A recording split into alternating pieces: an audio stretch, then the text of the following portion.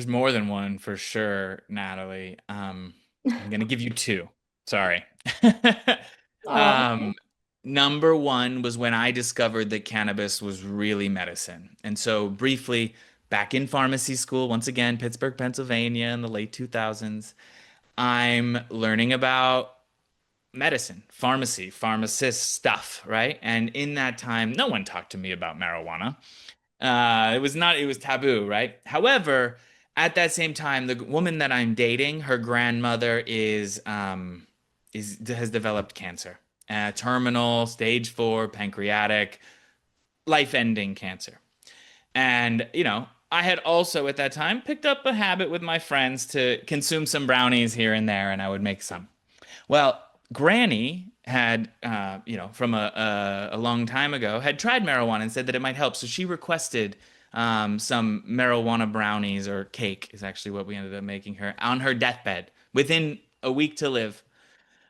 So we made it to her, we delivered it to her, and after weeks of not feeling well and not eating well and not being able to stay awake, it was it was a totally different person. Granny was able to call her grandchildren. She was able to eat a full meal. She was able to laugh with her children. And in a couple of days, she passed away. Okay. So cannabis didn't save her life, but it changed. It gave her a moment. It gave her relief in a time where modern medicine wasn't providing it. So that was really powerful. It's still sort of what opened my eyes to medical cannabis. But let's jump ahead.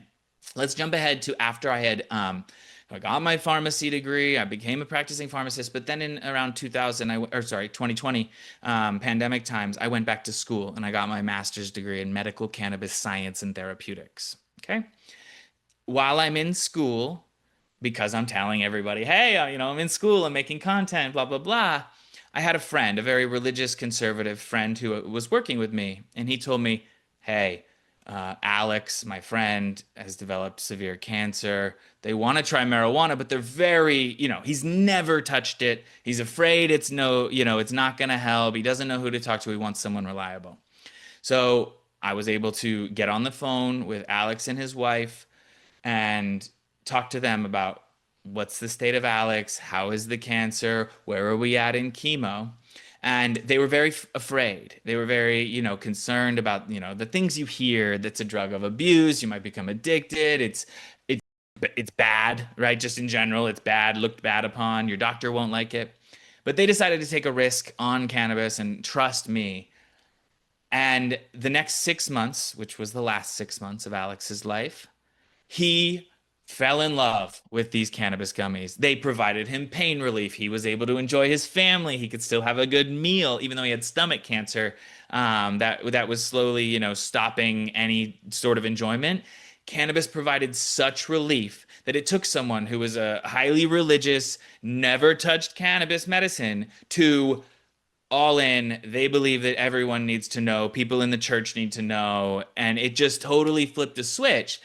And the reason is people he believed, Alex, before our conversation, that it was bad, that it was harmful, that it wasn't providing medicine, and that turned out not to be true. It was his most beneficial medicine. I want to caveat this with, it wasn't the only medicine he used. It wasn't a cure. It didn't fix everything, but it helped. And I think that's so important for people to recognize, is a lot of us are dealing with really complicated issues, and cannabis can help.